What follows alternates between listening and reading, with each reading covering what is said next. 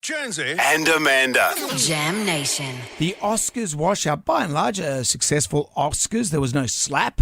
There was no trouble. But, you know, if that's how we're going to judge a successful Oscars, what's happened? There was nothing, no one being assaulted on stage. Lady Gaga had chapped lips. Well, apparently she was massively glam and then took all that off to perform her song. I don't even remember much of the song from Top Gun. Yeah. But she Danger just Zone. had jeans and a T-shirt, and people were complaining that her lips were very chapped and surely she could afford a chapstick. You know. If you can afford to complain about Lady Gaga's chapped lips, maybe you can afford to worry about other It's a sign things. that we're heading out of the forest that was the pandemic. That's right. We complain about that. But one of the other things that got a bit of traction was Hugh Grant being interviewed on the red carpet by an American presenter, model, character called Ashley Graham. Have a listen and we'll work out what you think. Hugh Grant, you are a veteran of the Oscars, and you've been here a few times. Yeah. What's your favorite thing about coming to the Oscars?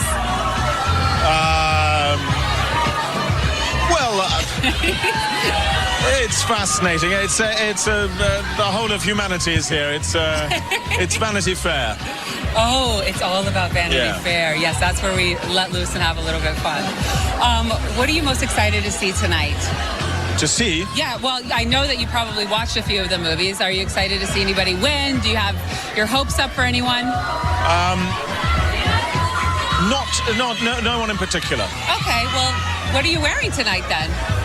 Just my suit. Your suit? Who made your suit? You didn't make it. I can't remember, my tailor. That's okay. Yeah. So tell me, what does it feel like to be in Glass Onion? Well, I'm barely in it. I'm in it for about 3 seconds. Yeah, but still, you showed up and you had fun, right? Almost. Okay, all right. So All right, I'll let you go. But I just think that's two people that aren't aware of each other.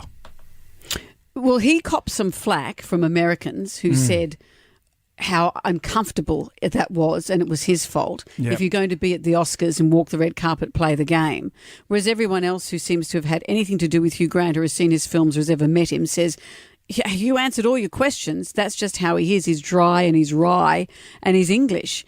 He referred to himself as having a face like a scrotum later. So he's got a sense of humour about himself, but he doesn't play the game. Yeah. We've interviewed him a couple of times. He's always been... He's slightly dismissive. He's slightly dismissive, but English dismissive. I wouldn't say he's the greatest interviewer in the world. He's not the greatest talent for an interview, but having said that... he doesn't come running in with enthusiasm. So on a scale of, say, Harrison Ford, who I liked but you didn't... brought a book in case we bored him. And Heath Ledger... who peeled an orange on television instead of answering questions. Heath was a different kettle of fish. I think there was other stuff going on there.